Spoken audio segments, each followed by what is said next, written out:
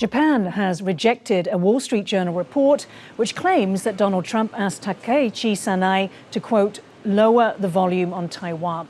The American publication cites only anonymous sources. Tokyo has filed a complaint to the paper. This is Japan's chief cabinet secretary. ご指摘の記事の中に、トランプ大統領から台湾の主権に関する問題で中国政府を挑発しないよう助言との記述がありますが、そのような事実はない点は明確にしておきます。Meanwhile, this map of East Asia may look wrong at first glance, but that's because it's taken with Asia at the center. China is on the bottom and Japan and Philippines are on top. As you can see, from Seoul, it's more or less equidistant to Tokyo, Taipei and Beijing.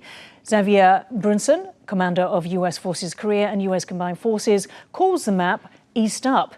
It's to illustrate how a change in perspective transforms, quote, strategic understanding and how we understand the battle space. And as the Trump administration encourages Japan to step up its defenses, how is Yonaguni Island emerging as a critical part of both Japanese and US defense planning? Hello and welcome to Taiwan Talks. I'm Ika Vat. To discuss this and more, I'm joined from Seoul by Jae Ju, Kyunghee University Department of Chinese Studies professor. And in the studio, we have Lai Yizong, Prospect Foundation president, as well as Tony Hu, former US Department of Defense senior director for China, Taiwan and Mongolia. A very warm welcome to the show today, and also to Professor Ju in South Korea. Let's first deal with the disputed Wall Street Journal report rejected by Japan that alleges that Trump asked Takaichi not to provoke China, so-called, on Taiwan's sovereignty. We want to show a small selection of the language used by various Chinese spokespeople. Right-wing forces in Japan are leading Japan and the region towards disaster. That's Mao Ning, Chinese Foreign Ministry spokesperson. She said what she should not say and crossed the red line that should not be touched. That's Wang Yi, China's foreign minister. We will crush all foreign interference. That's from the China's Taiwan Affairs Office. And finally, where it all started, the intruding dirty neck must be cut off without a moment's hesitation. We're also showing now all the various coercion measures China has undertaken, so you can see quite clearly from the start of this whole China campaign that Beijing has done all the escalation and indeed provocation against Japan. So let me start with you, President Lai. Do you believe that Tokyo needs to be told to stop escalating? The so-called disputes happened in the direct Q&A sessions when the Prime Minister Takaichi was answering the opposition party the questions. It's not toward China, and then China escalated itself. It's all Chinese doing all the actions. And all Japan did is that it respond to Chinese accusations. And so the Wall Street Journal talked about that Trump is asking Takaichi to lower the provoking statement. Japan felt that I never provoke anything. Why should I lower anything in the beginning? Okay, let's go to Professor Chu. So South Korea has been on the receiving end of China's aggressions many a time and also had a taste of Trump's deal-making. Do you think actually the issue here is more that actually Japan, Tokyo, has been so focused on de-escalating that it has not mounted a very strong defense which has matched essentially the ferocity of Beijing's campaign? Yes. Oh, absolutely. I would have to agree on that. And Prime Minister Takaichi's statement is clearly in consistency with former, prime ministers and her predecessors that Japan's government has successively promoted over the years, which is with a great focus on rescuing its expatriates in Taiwan, just in case of contingency, and they've been gearing towards that end since Abe administration 10 years ago, and it's sort of a build-up now. But Prime Minister Takaichi didn't really come out with anything new, or as opposed to the dislike of China. I don't think she aggravated the situation. She was really consistent to the Japanese audience that she's going to carry a consistent policy that she inherited from her predecessors. So, I don't think she's the culprit of the whole situation. It is just like President Lai just pointed out. It's all about China escalating the situation.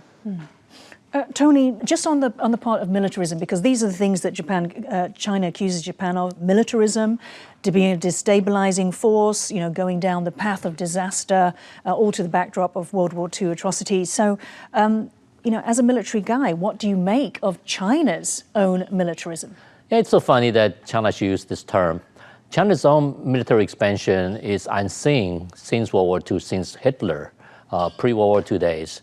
And if you look at it carefully, it's way more than what it needs for self-defense. And we're not even at war. We're not even at war. At that time, Hitler was preparing for World War II. So it makes you wonder, what is China's intention with this type of expansionism? And the way it's threatening the entire region, not just Taiwan, but it has conflict with Korea by occupying locations that's jointly open for joint economic benefits. But China has built structures on it and has prevented Korean fishermen from approaching. And of course, conflict with the Japanese and Taiwan and the Philippines. So the entire region is threatened by China's military expansionism. So it's funny that they use that same term against Japan. Professor Xu, just bringing you back in. Yes. This is an issue that we have covered in our previous shows, which is the co-option of international media by the CCP in terms of, so many narratives that are just wholesale covered, repeated, asserted by international media. What do you think are the consequences of this happening continually? Yes, I think we are serving China's interests if we continue to play the game that China wants to play, that is to stir up the opinion leaders community and, try to raise anxiety and the nervousness of the people that are really concerned with their government's so-called provocative actions or words towards China. And in return, they are feared of getting retaliated by China.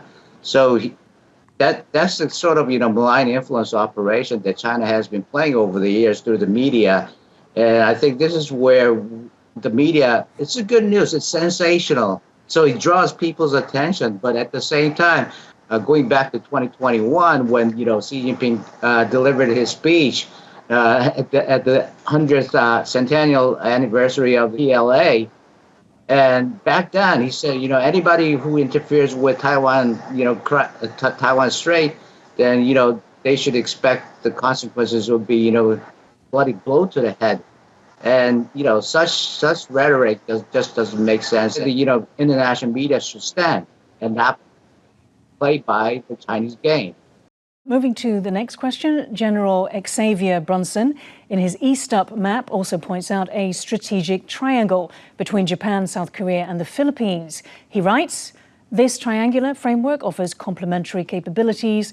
Korea provides strategic depth and central positioning within the regional architecture, with the added advantage of cost imposition capabilities against both Russian and Chinese forces. Japan contributes advanced technological capabilities and controls critical maritime choke points along the Pacific shipping lines. The Philippines offers southern access points and control over vital sea lanes connecting the Pacific and Indian Oceans. President Lai, let me come to you. So quite a lot has happened since Xavier Brunson's article on November 16th. But what do you make of the timing of it and the message? I think that the same map also used by the Japan's maritime self-defense forces, because in all the simulation Taiwan has with Japan, it's all that kind of map. So the map and also the message contain the things that the United States is integrating its alliances with Korea, Japan, and Philippines in the defense, in the security for the Indo-Pacific. And the main target basically is about the adventurism of the PLA and China. So the message is quite clear. And the integration of the allies is also very important. Just like right now, the United States, a lot of people started to wonder whether the U.S. commitment to this region and also the alliances partnership, would that also be maintained? And I think that message by the General Brunson is a reassurance to these allies that the U.S. continue to value this partnership and also the security commitment here. Okay. Going back to Professor Ju in Seoul. So as we mentioned, obviously Brunson is the commander of U.S. Forces Korea, and you're in Seoul. How have South Koreans been taking this article? Have they been divided? Yes, the public has relatively remained silent.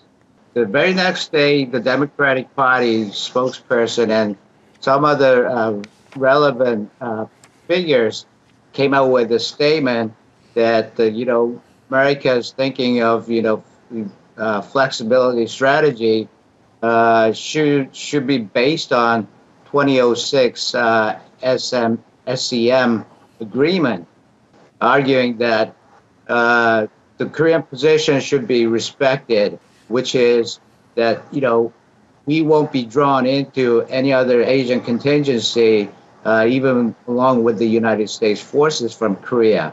So America's position is based on the treaty of the alliance between the United States and Korea.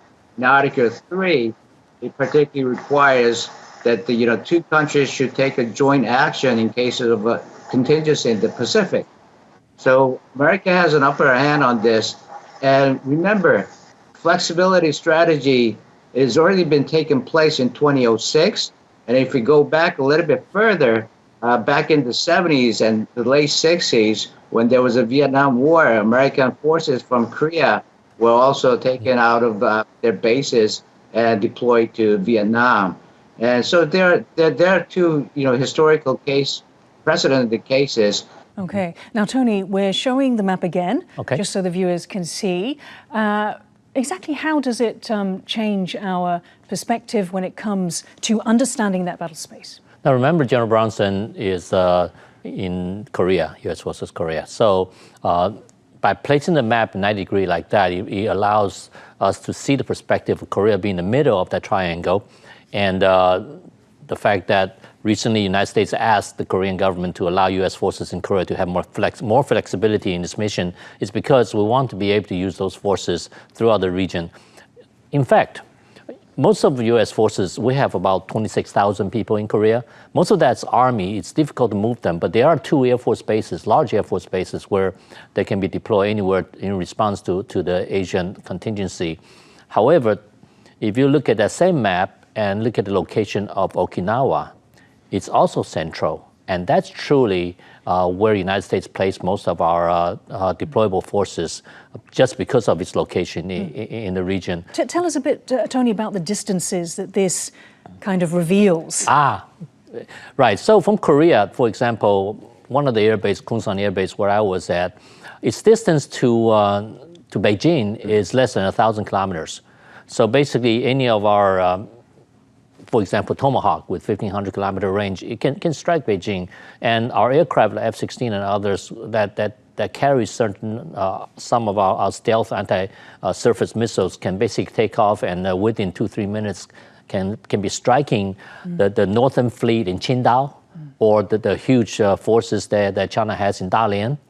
So basically, the forces in Korea will become a very important element for China to worry about in their war plan. Yeah. And I think that's the important part. And how does it evolve our thinking on the first island chain? Of course, these countries are all part of it. Right. So before, when China think about, okay, if I want to threaten Philippines, if I want to threaten Taiwan, they're looking at military regions on the east side, across from Taiwan, or in the southern side.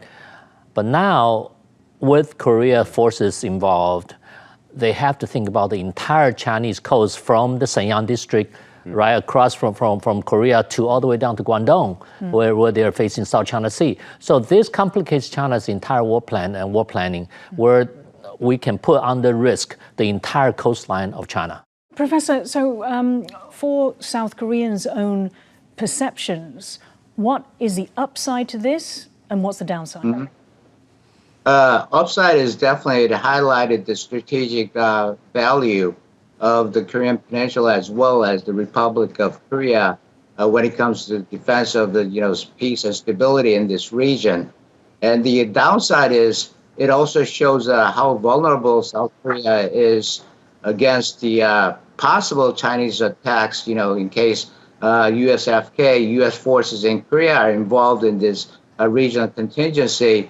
China has definitely have this in mind that in case there's something happens, one of the largest forces in this region is the US-ROK, and just to prevent and deter their deployment to the contingency spot, they would have to take preventive measures. Right. So very briefly, President Lai, so let's go back to the timing of this. I mean, obviously, China knows this already.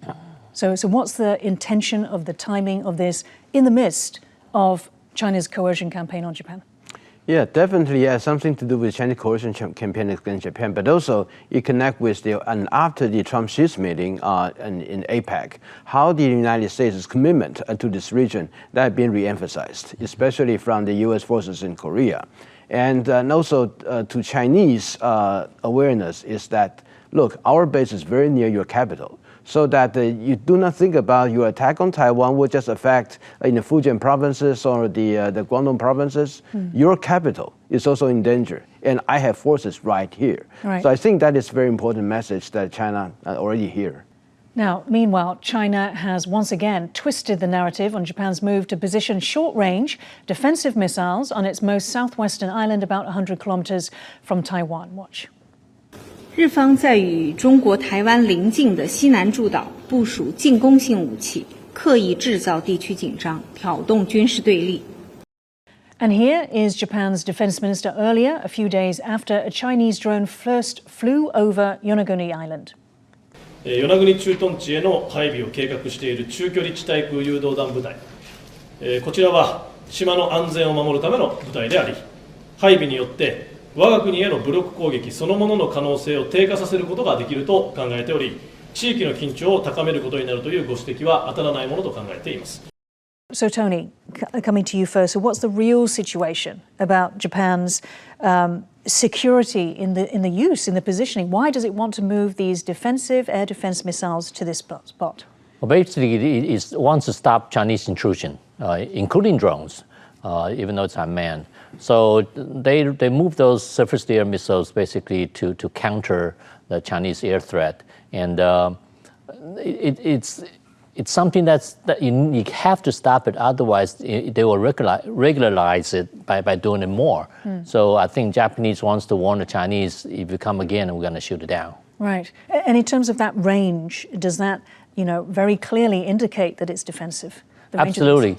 When you talk about surface-to-air missile, basically it is purely defensive. You come into my defense area, then I shoot it down. It's not something that can be used to hit China, for example. So it's not offensive. It's a total defensive system. Right. And President Lai, I mean, we actually know that there are thousands of long-range missiles in China pointed at Taiwan and the rest of the region.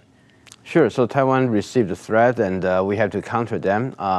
And many of the Taiwan defense reform and the rearmament process basically is to address those the threats, including how we're diversifying our missile defense system as well as airplane and air bases, for example. But I would say that Japan's relocation about its defense missiles into Yonaguni Island. There also an element about how to counter the possible Chinese isolation campaign against Taiwan, because we do see more and more the Chinese warship as well as its drones and other airplanes in the area between Yonaguni and Taiwan. So as part of the very important element to blockade Taiwan, we believe that China probably will have to utilize that in order to localize the whole campaign against Taiwan. And I believe Japan's preposition about the missiles in that island, not only about defend Japan, but also a signal to China that the Taiwan contingency is going to be Japan contingency. Right. Tony? Yes, and President Lai is absolutely correct. Just last month, the United States were on Yonaguni and with deployments and practicing resupply mission because we want to make sure we can sustain the fight if we need to use Yonaguni to help defend Taiwan and also defend Japanese territories. So it is a critical location, and it's not the first time United States forces have exercised on that island, and also the surrounding island, like Ishigaki and others, and they all have usable airfields. And Yonaguni is within 15 minutes of flight from Taiwan, and Ishigaki is just add another 15 minutes. Yeah. So I think you told me, Tony, that 70% of US forces in Japan are actually stationed on Okinawa. Obviously, there's the huge base, Kadena. Right. Do you sense that things are moving southwards as the threat from China increases? You're absolutely right. So in Japan, we have 36,000 US military personnel, and of that 36,000, 25,000 is in Okinawa. So that is where we have our largest Kadena Air Base, and also our Marine 3rd Expeditionary Force is there. Those are the forces that's ready to deploy anywhere there's contingency in Asia Pacific. And Kadena Air Base, we have a huge fighter squadron there. In addition, we have the tanker unit that can extend the combat radius of the fighters and also the loiter time if they have to do missions around Taiwan. And of course, day to day, we have our reconnaissance aircraft, RC-135, that flies along the entire coast of China, including up to North Korea, to monitor any of the activities. So, and Tony, are these offensive capabilities or are they defensive? Well, the fighters and bombers are totally offensive. We want to basically deter the enemies. If you do something, we can touch you. Let me ask it a different way. Does Japan and the US want to invade or take territory from China? Absolutely not. In Asia, there's only one aggressor, which is China, and that's why the regional countries have come together as person like mentioned earlier, the coalition building, the unity that we're trying to build, basically totally for deterrence purpose, because no country intends to take aggressive action against China. Okay. President Lai, I'll ask you the final question. So in March, former Defense Minister Jen Nakatani delineated a one-theater approach to US Defense Secretary Pete Hegseth when they met in Tokyo. The new concept would consider the East China Sea, the South China Sea, the Korean Peninsula and surrounding areas as a single theater, a military term for an area where an operation is conducted in wartime. Nakatani was quoted as saying this: Japan plans to deepen partnerships by viewing Japan, the US, Australia, the Philippines, South Korea and others as a single theater. So what does that mean in terms of the change that it brings to planning or thinking? I think this concept was raised actually earlier this year, but when we went to Japan, we also asked them about what does that mean operationally. They're still looking for, try to work on it. And I have to say that right now, the new Japan defense the strategy will be revised before the end of the next year. That one ocean concept, how to operationalize, is going to be a key element about the new defense strategy that Japan is going to come out. Tony, what does it change practically in wartime? It's huge. When I was in the Pentagon, we have separate war plans for different hotspots in Asia. And this one region concept is important to recognize because there is only one aggressor. And to unify that, actually we get synergy, just like Japan already have access agreement with Philippines, for example. Japanese can deploy their forces to the Philippines and cross-servicing agreement among all the members where we can help each other using each other's weapons and fuel and that type of things. So this single theater concept is in response to the fact that there is one single aggressor that we need to worry about. So if China wants to stop the development of this one theater and other efforts, what do you advise it to do? China will try to break up the lines, obviously. They are using all their capability to change the public opinion. For example, against the Japanese statement, we are a society of having freedom of press, freedom of speech, and China is using that against us. They devote a lot of resources. In Taiwan, for example, you have media that's totally devoted to spread China's point of view. So I think that's what they're trying to do. They will try to break up the alliances to make sure this one theater concept doesn't take place. Okay. President Lai, just final, is there something that China can do to stop all of this, which it doesn't like?